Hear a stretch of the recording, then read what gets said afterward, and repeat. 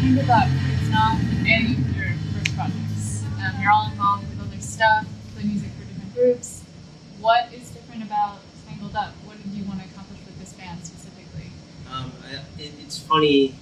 I think about like how this band started, and a good friend of ours started dating Nick, and me and Nick made a bunch of jokes about like the glory days of heavy music. I feel like, and like I was just like, yo, dude, let's start a heavy band. You played Floater as a sound check. Yeah, yeah.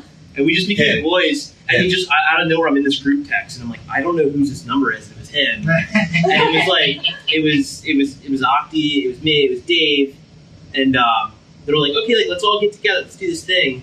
And I remember like somebody being like, well, what are we gonna do with two drummers? And I was like, Dave is obviously going to be the frontman. And I don't know, it just came together because it just like, with it being at the time like an auxiliary project, it was like there was no expectation or no like, all right, like here's the goal of what we want to achieve, and like we should write songs that have a hook and a catch to it. It's just like we're gonna do whatever we want. Yeah. Like, and that's why like what I really like about it is like I'm not like there has to be a verse, chorus, bridge. I'm like I'm gonna do this part and then this part and then I'm out. I don't know.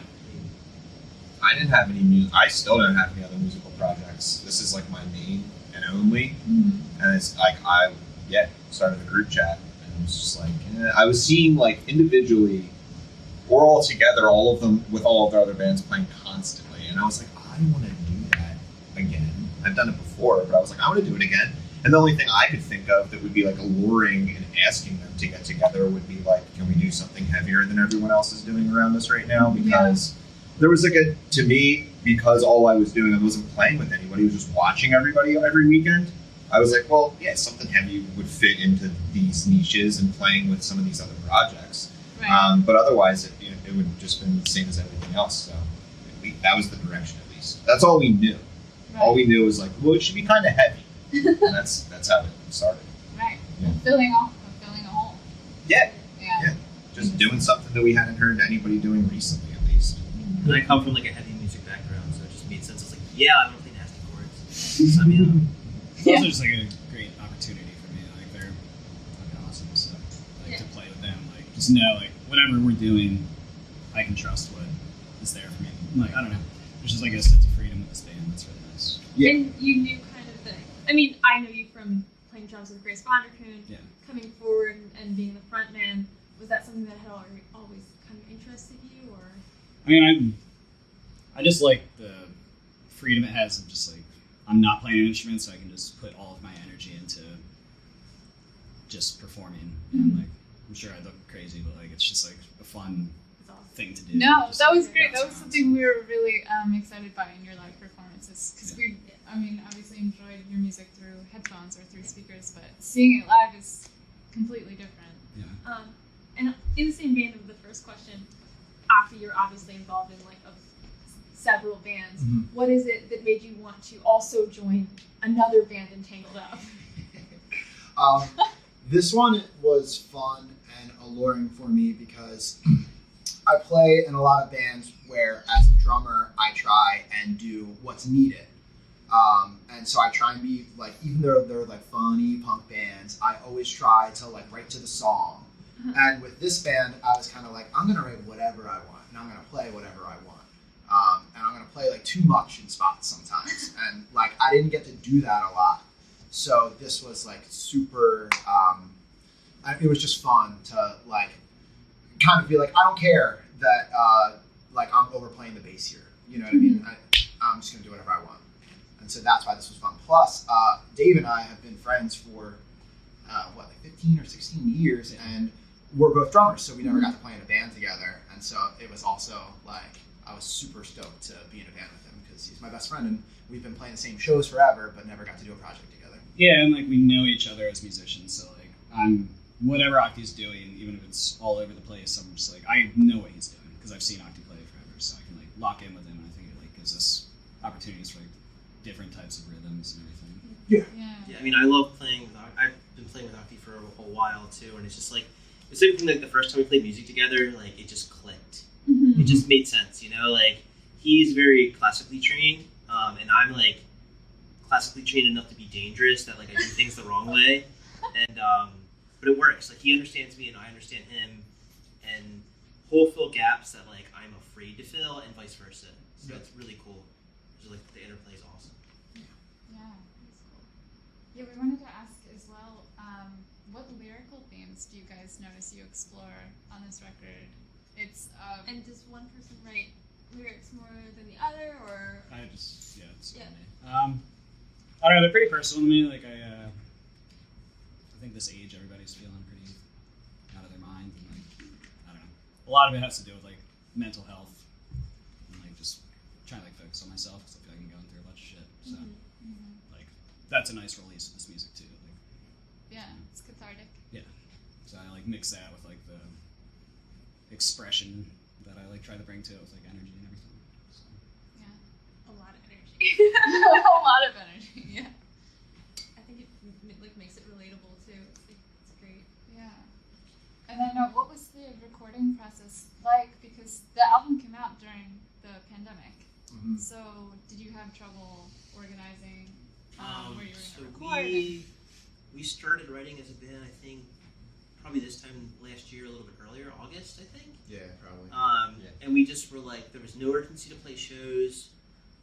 We just like wanted to write songs, and if we played shows, cool. If not, we had this collection of songs, and it came to the point where we had like a handful of songs, but we weren't like quite ready to do it. But like, I'm very deadline motivated, so I was like, look, I'm going to book studio time. We're gonna go and we're gonna record this record. We're gonna put it out. And this was last winter before. Yeah, this is like probably. Started.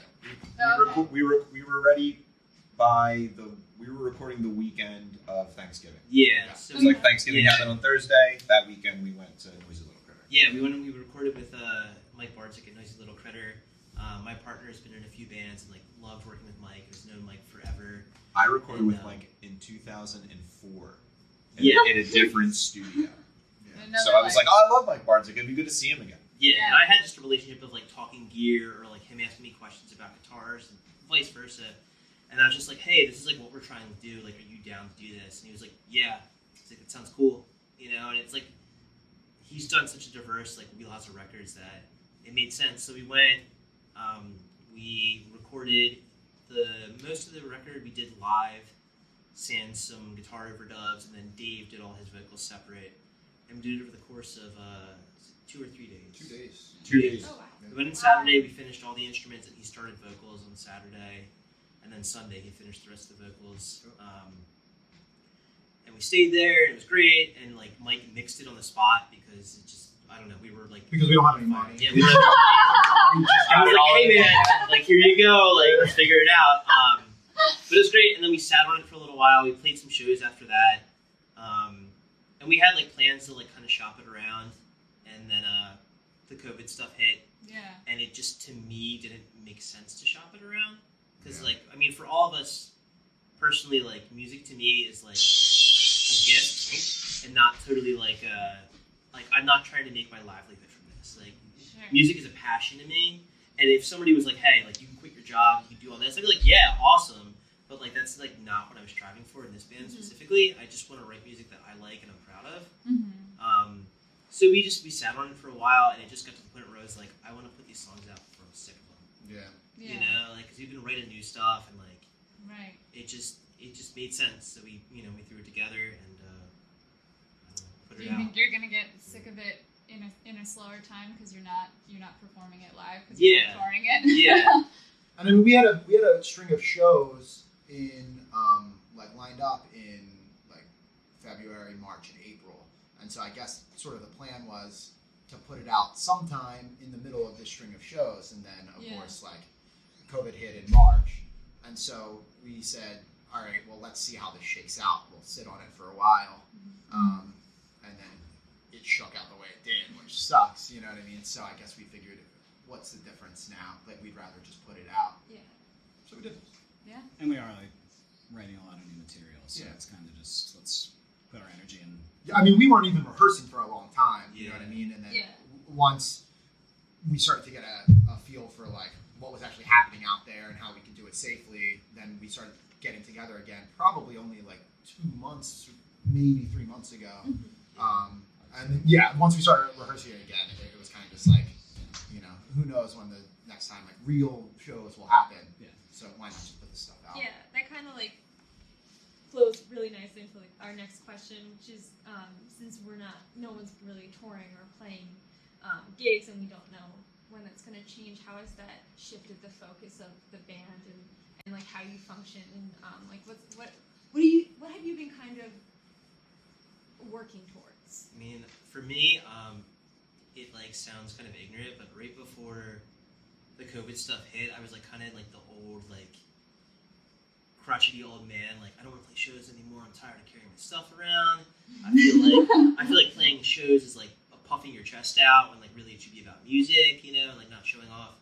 And it was cool to be able to like, you know what, like we can't play shows right now. That means I get to write music and I get to create like with my friends that like push me to do stuff that I wouldn't normally do on my own. And you know, that to me is like the saving grace in this is like we can come out of this with like 5 new songs or 10 new songs and just create, you know, like and now like I'm like restless and I'm like, yeah, I want to play shows again. I want to like carry my stuff around and be really loud. But at the end of the day, like I got into playing music not because like I wanted to play shows and like impress people, but because like I wanted to write music and create. Yeah, I don't think that like right now what we missed out on, which sucks, is like playing a bunch this summer because like I do like playing shows. I love puffing my chest out. You know what I mean? So that stinks. But I think that at this point in the year, we would have played plenty of shows like around Philly. And it's not like we were going to go on like a big nationwide tour. Nobody cares. So we would probably just be writing now anyway. And what is sort of the silver lining in this is that we can focus on writing. So, like, I mean, I think our goal is to put out a full length, whereas we probably only would have put out another EP if we were playing a bunch. But now it's like we've got 5 new tunes that aren't on the EP, and like another 5 will, I'm sure, be done in the next 2 to 3 months. And so, come wintertime again, we'll go back in the studio and we can put out like a whole record, and then And with that, like while writing these new songs, I feel like when you have the pressure of a show coming up every weekend, it's kind of like, all right, run the set, get everything ready, and then extra time we put together for like songs. But now you really have time to experiment and sit there without that. I don't know. I feel like when you're testing songs out live and like workshopping them, you do kind of feel influenced by audience reaction. Right. So now with these songs, it's just us in the room every week. So it like gives me more time to feel like I can experiment and create something more unique as opposed to like, well, they liked that when I tried that, and I'll probably keep doing that. Right. That's interesting. You have more time with the songs. That's cool. Yeah, I like the vibe I'm getting here, where it's just like a group of friends who are making music for the sake of making music because. Well, it's almost like we're all together all the time anyway, and we were already all hanging out anyway. It's almost like an insult to what everybody does to not do something, because we don't know what to do with ourselves otherwise. So it's like it's kind of natural. It was very natural. It was like, hey, we've been hanging out every single weekend for the past 3 months. Like, we probably should play music because that's what you do. You know, it's funny. It actually struck me while we were playing today because I think that the stuff, like the new batch of songs, are more experimental. And today was the first time, because we've only played in a room together, that some of the stuff that I was noticed that you were doing. Well, some of the stuff that I was playing and writing, I felt like a little self-conscious about, because I was like, "Whoa, man, this is crazy. Should I really be playing that here?" Do you know what I mean? Yes. It like made me nervous, and I think that with playing shows with those new ones, like I love workshopping tunes like out live, like that's a part of it. Yeah. But like I think maybe there's certain spots where I would pull back or edit myself more that like now I'm not, because we're not showing it to anyone on a weekly basis, you know? And up here I was like, I really was like thinking like, damn dude, like this part's crazy. Like why am I playing this here? But then I watched like a little bit of what we did, and I was like, oh no, that sounds pretty good. So it is kind of exciting. Like I think it really is going to change. I wasn't conscious of that before until today. I think it really is going to change the way that we write, because I'm not going to edit myself in the same way that I would if we were out doing shows every weekend. Yeah. So that's kind of cool. I think in regard to not being able to play shows and having just put out a record, it takes an awful lot of the pressure off of what we would be looking at statistically if we were playing live, seeing if there was a response, seeing if there was changes, seeing if we were looking at play counts. So there's not really any pressure in that regard. It's just like this exists among every other song that exists on every streaming platform. If you want to, here it is. You know, like it's just an offering at that point instead of like us running and looking at metrics and stuff that we don't care about. Right. But you'd be forced to. It's like we'd all be guilty of it. Jamming it down in But yeah, we don't feel like we have to like exactly. We don't have to like push it the way you would be pushing when you're supporting a record that you just put out when you're trying to establish yourself in a massive scene like Philadelphia's. So which like, can make it more artistic in a sense. I think, hey, listen, the worst thing that can happen is like something really cool happens, and it's like, we have all these plays, and we would love to tour, but we can't. Sorry, but in reality, we never wanted to anyway. So it's like if something cool like that happens, it's just like, like now you don't have to worry about the opportunity. So that amount of no pressure is awesome. To kind of add a little bit of pressure for fans at home who are watching and really dug this set, how can they support you? I would say give your money somewhere that it matters. Yeah. You know, like I'm not doing this for financial support. You know, I don't think any of us are at this point, at this current point in time. But I don't know. I mean, there's plenty of bands out there right now that are like have dedicated their entire life and livelihood to this, and just aren't making ends meet. They're getting evicted and stuff. So those are the people that you should be buying their record. And just with what's going on in the world right now, there's a million places you can throw your money. Support to me that would like actually affect us would just be like honest criticism. Yeah, it would be like, yo, this song's cool, but like this part's kind of whack. You know, like I just would love to hear that. Like I really enjoy at the end of the show where you like playing shows for me. Like I never enjoyed like the 6th set, man. I just would enjoy when somebody would be like, yo, your drummer did this weird part. It was awesome. Like specifically like talk to me about something that I didn't do. I don't know. It sounds silly, but it's like I really enjoy observation, whether it's for or against something I did. Just the fact that somebody took the time to pay attention and dissect something. Yeah. So like you know like.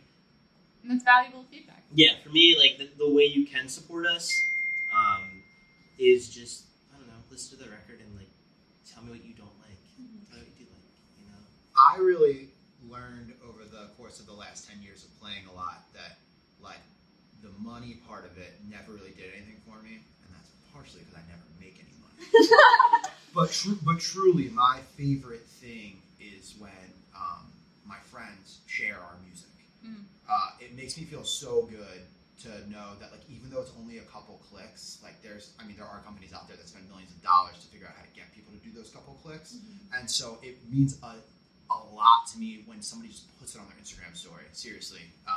So if you want to support us, like tell your friends, because if they like us, like that's awesome. And that makes me feel really good. I don't care about like selling T-shirts or some dumb shit like that. But like if somebody when we don't. But when somebody I don't know like likes the music, that makes me feel great because it makes me feel like I'm connecting to people that I otherwise wouldn't be able to connect with. So yeah, if you like it, please just share.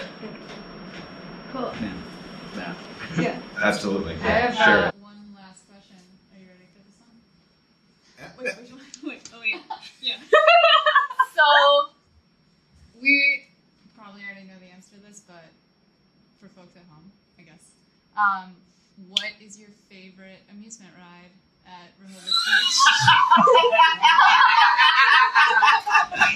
Wow. All right. So I'll answer the question, but I will also expand if that's okay. So it's the Haunted Mansion. Yeah, 40. This is old. This is a year old.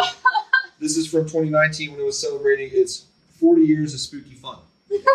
40 years. But in a band with 4 people in it, for there to be so many Haunted Mansion t-shirts in this band, that we have to, it's like a part of, you get ready to go play a show, you get ready to go do anything. We didn't talk about it today, but it was a risky gamble that I took this. So the first thing I said when I walked in the door, I was like, did you check with Dave and Octi? Yeah, you're also the person that I said when and it's almost like it's like calling shotgun when you're going to go on a road trip. It's like first dibs of anything. Like if it's like, hey, I just booked the show, we're gonna da da da da.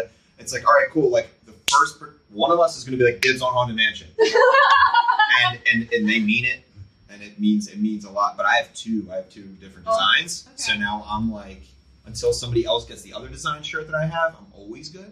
Yeah. But now they're going to be like coming for me with that one, and I know it. So We just went last weekend for my birthday, yeah. and they were out of t-shirts. They were out of t-shirts. I was gonna say you can support us by buying. Yeah. If everyone shows up at a Tangled Up show wearing a Haunted Mansion t-shirt, you know that they're real Tangled Up. Oh, yeah. There you go. That's I'm gonna be super pissed because they're wearing that t-shirt when I'm wearing my shirt. And I'll just be really salty because I did not have it. If somebody I have too goes, much anxiety to go through that thing. if somebody goes, can they get Kyle one? Yeah. No, don't. Yeah. I didn't earn it. You know? But you rode the ride, right? I went on the ride when I was like 5 and like cried a lot. Oh yeah. So Hasn't it's returned. all the same. It's all the design? same. Nothing's changed. What's that? Yeah. You guys all have that same t-shirt? Yeah. Me, Dave, and Oh yeah. Yeah. But the ride has been the same for like Yes. 30 it's the same ride, or more. and it's horrifying every year. Region.